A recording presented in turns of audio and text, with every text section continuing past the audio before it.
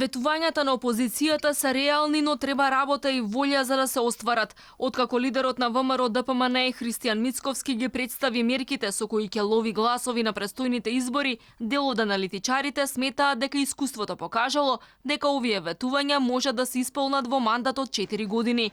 Мерките вклучуваат зголемување на просечната плата за 25%, на пензиите за 20% и пад на невработеноста на под 10%.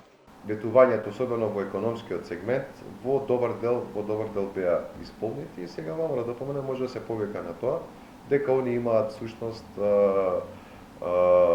добар сооднос помеѓу ветено и остварено. Аналитичарот Владимир Божиновски смета дека поголемата излезност на изборите и оди во прилог на опозицијата. На власта пак ќе било потешко да ги освои симпатиите на гласачите. Владата не реализираше бројни ветувања, како на пример просечна плата од 500 евра, минималец од 16.000 денари, економски раст од 5%. Знаеме тоа фамозна плата од 500 евра, се уште сме далеко од таа просечна плата 500 евра, дополнително и тоа што се качуваше платата во меѓувреме беше на некој начин вештачко преку законски решенија за зголемување на минималната плата.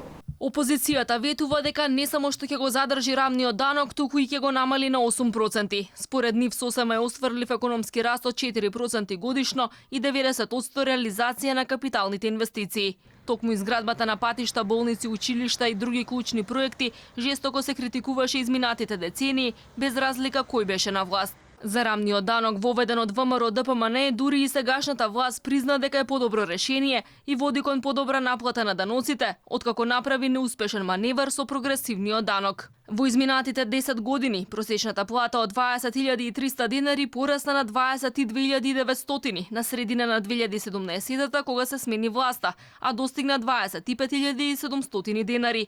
Невработеноста пак од 33,5% во 2010-та се намали на 22% во јуни 2017-та, а сега изнесува 17%.